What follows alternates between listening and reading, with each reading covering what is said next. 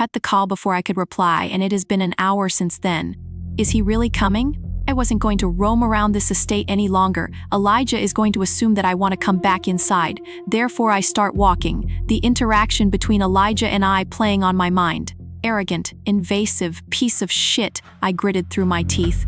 Each step, stones crunch under my sneakers. I'm swearing and directing my frustration towards Elijah. Midnight air sends chills down my spine, or maybe it's the fact that I am bathed in darkness, wrapping the coat tighter around me. I'm vulnerable and exposed. Suddenly, bright headlights blind my vision for the 5th time, the intensity burning at my pupils. When I got closer, I analyzed the familiar matte army green coat on the car, and the door automatically popped open. Did I not tell you to wait by the house? You can't walk alone at night. Isaac scolds, concern lacing his features. Immediately jumping into the car. You took an hour, and I thought you wasn't going to come. I shrug. Isaac made a turn, driving in the direction that he came from. I would never abandon you. I'm sorry, I tried to wrap up my meeting as soon as possible. What exactly do you do? I ask, since the place he initially took me to is extravagant like the one Elijah took me to. It's quite obvious that Isaac and Elijah are on the same level, therefore what they do cannot be legal. Right? His expression shifted, a mask forming. The grip on the steering wheel tightened. Similar to Elijah, I own a variety of clubs here and there. I wish I found yours before his, I whisper, studying the variety of mansions that resides within this area. Wish that too.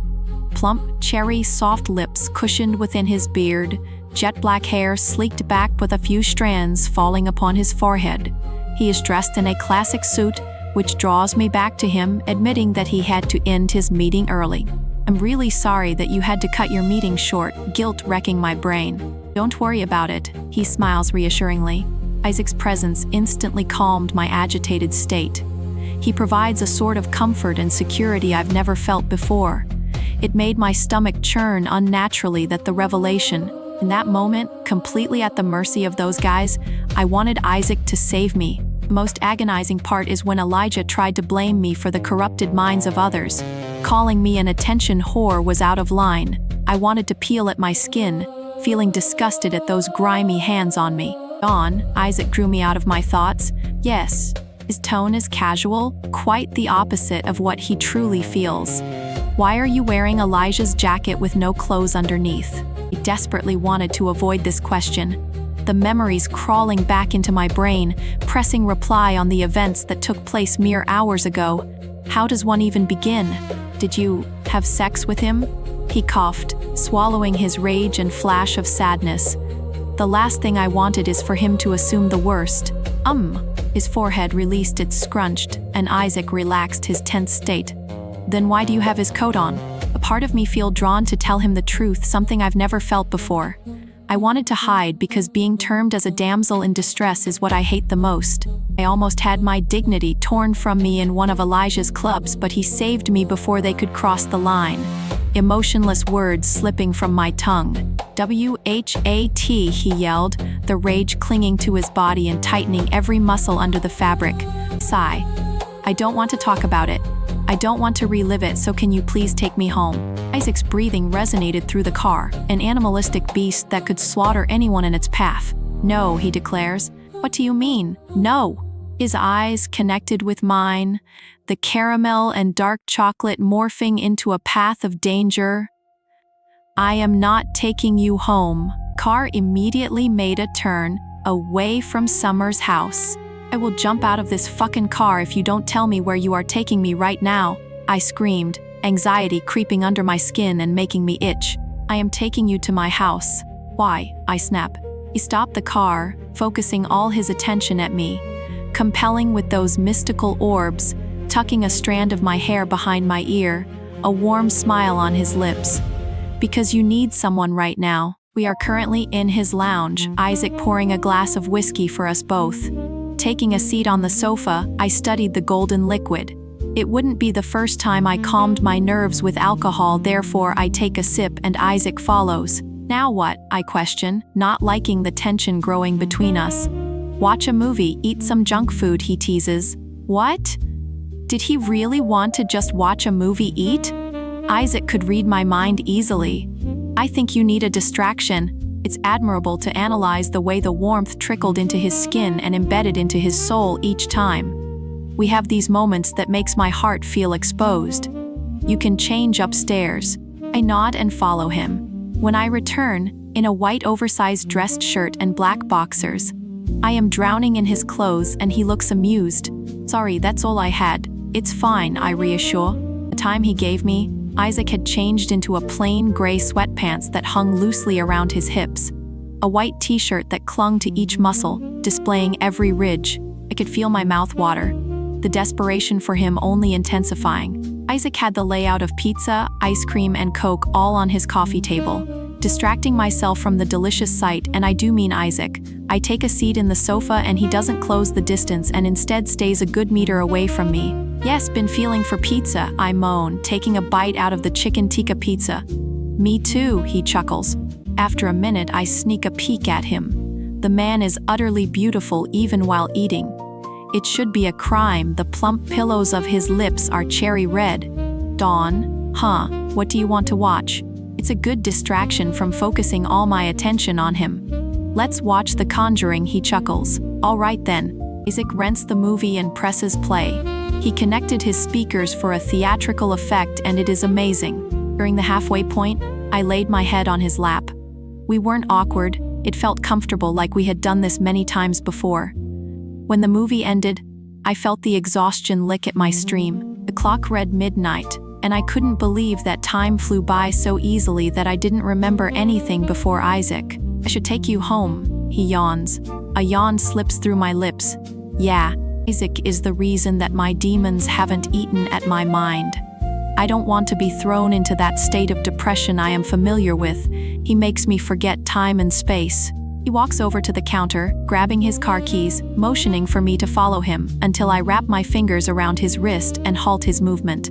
Surprise clouding his vision as he studies the situation. He made me forget. I wanted to forget with him. Before I could overthink my move, the urge to taste his juicy lips overtook me.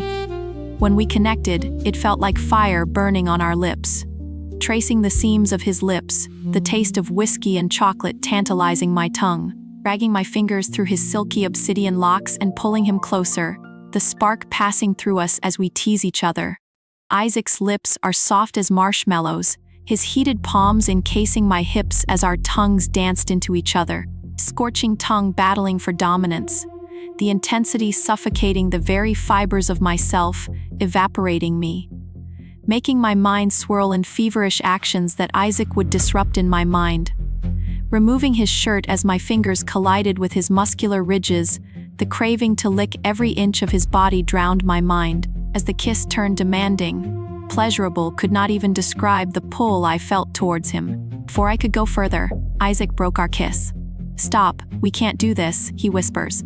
Why not? Because you need something to take your mind off of what happened, and I don't want you to make a decision you will regret. Our orbs interlocked, filled with emotion. Something of passion flashed within his, the charge arousing me. I won't regret it, I admitted. Bon, I will not take advantage of you after what happened. He rubbed the sides of my waist before slightly lifting me off and standing up.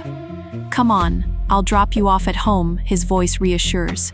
We interlock our fingers and before I could jump into the car, Isaac tugged me closer until his hot breath fanned against my neck. Don't mistake in my actions, Dawn, because when the time is right, I'll wrap you in a fire no one else has ever kindled until the fiery core of me is tangled deep within yours. My intuition is never wrong, and I know something happened to Dawn in the past. I couldn't sleep all night with the horrifying image in my head. Dawn is a mystery that didn't want to be solved. She spurred in the moment of remaining the fierce seductress with no past. One thing she should know is that I don't play that little game of hide and seek. The cards need to be laid out, and I need to know every move you will take before you even knew. That's how I run this game.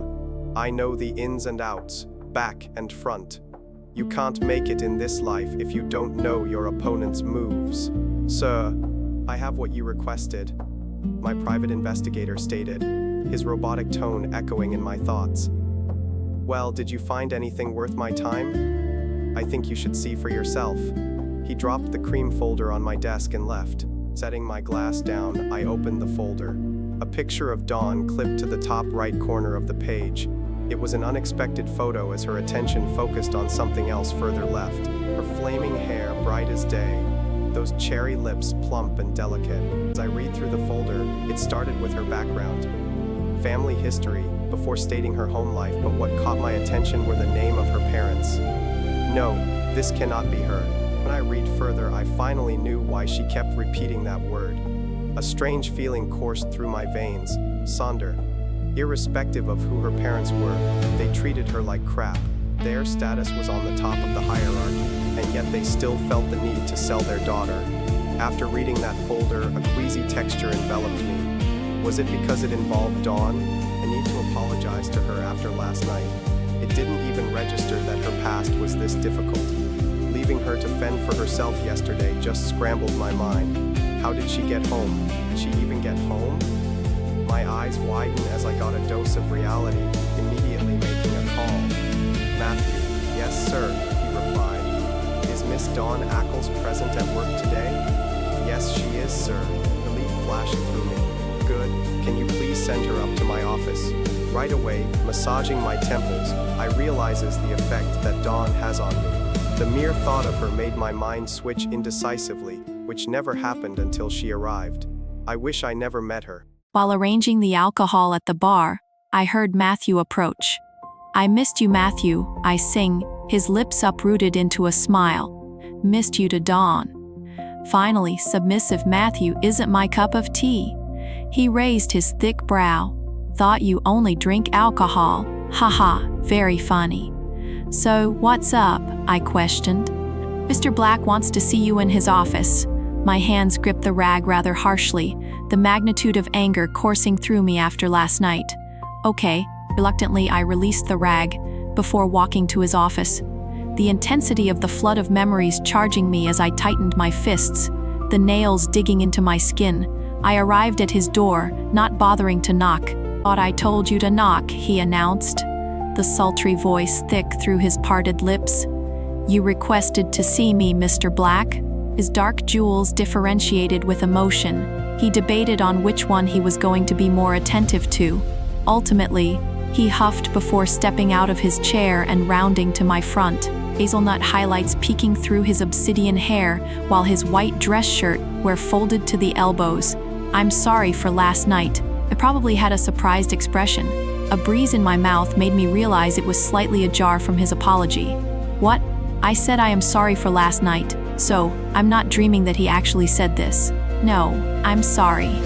If it wasn't for you, I'm just sorry. I confessed with a low voice. Our eyes met, and a roller coaster of ups and downs. The fierce immensity causing shivers to run down my spine as sparks fell on my fingertips. What the fuck is going on? Elijah was the first to break, rubbing his hands together.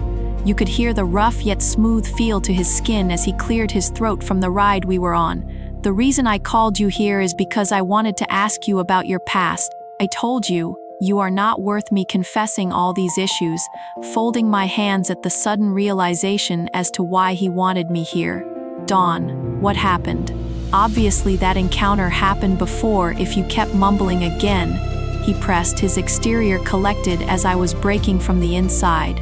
Just drop it. Nothing happened. The harsh yet brittle tone to my voice. This topic always got to me even when I swore it wouldn't. No, what happened? NOTHINGHAPPENED was on the verge, rubbing my hands on my head. The voices, it's all coming back and I don't want them to come back. Those daunting, awful voices, Dawn. FUCKFINEYOUWANNAKNOWWHATHAPPENED.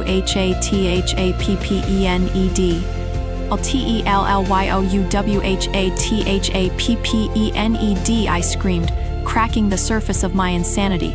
My parents sold me into a dark, unforgiving world where my body was stripped of all choice when I was 13 and they didn't even tell me. All I can remember is these voices. They make me sick. I can't remember anything besides those voices, that dreadful feeling that makes me want to die. I blocked out that part of my life and I don't want to relive it. It's the trauma that blocks all those encounters.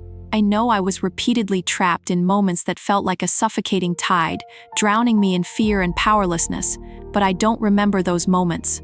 For a child, that pain is so devastating that my brain couldn't comprehend any longer. Elijah's eyes are terrifying. They are consumed with wrath, his fist clutching onto the edge of his desk, a growl escaping his lips. "Dawn, he started with a throaty voice. "No.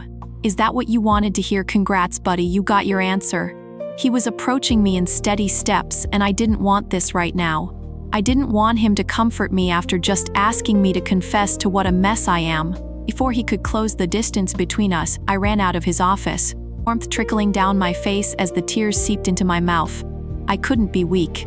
Wiping them away, I take a huge gulp of air, calming my nerves and suppressing that part of myself. Dawn couldn't hold herself back, sprinting out of my office. She was breaking and didn't want anyone to see. Dawn is a master at putting on a show that her past doesn't affect her, but deep down in that powerful mind she knows that she is hiding from them. Blowing out in air, the stress of her sudden confession made me feel upset. The mix of my emotions being set on fire will be a disaster, and I couldn't contain myself as she broke down. Vivid images passed through her forest green eyes as she reminisced upon her dreadful past, memories she couldn't recall. Everything felt heightened after that conversation. Continuously I hurt her, and somehow, I regret it, but I don't. The thrill of causing her to shiver in fear or pleasure in my presence was enough to send me over the edge. Just the thought of her made sparks light up through my fingers, which itched to caress her porcelain skin, grip her copper waves, and devour her neck, leaving trails of my print all over her so that everyone knew who she belonged to. Circulation of our eyes tempered with the flow in our bloodstream. They moved fast and intense with adrenaline, matching each tempo to the other. No matter what I did, she appeared in my mind. Like a drug, an addiction that I didn't know if I wanted to stop. Everything about Dawn is potent and heated. She made me question my very composure. My whole life led up to this point where I am tested on the very nature of my being. Am I able to come out on top, or will I let Dawn destroy me? Some would say I'm the devil. They are right. I leave no room to become compelled by the charms of a woman, even if she is mellifluous and Kalon. How do I force myself out of this predicament? Having a lover or even a person we have feelings for is a call to be destroyed. I had about 5 glasses of whiskey just to wrestle with the constant badgering in my mind. Who knew the sacrifice of the bet between Isaac and I would be so cumbersome? The burden is extremely heavy on my sudden conscience. This woman is corrupting the essence that is the Black legacy, as well as forcing me into unfamiliar territory. Realizing that there is no break when it comes to business, I decided to pay a visit to the gentleman's area, which is the second half of my club. It is filled with strippers and a variety of tastes for the men I have meetings with, or in general the people involved in my type of business. Opening the door, I descended the staircase, walking through the dimly lit hallway to the left corner where bright lights shined powerfully through the door gaps. My bodyguards let me in, when I was instantly filled with the aroma of alcohol and surprisingly arousal. Vast amount of them were here today, surprisingly people I didn't have business with.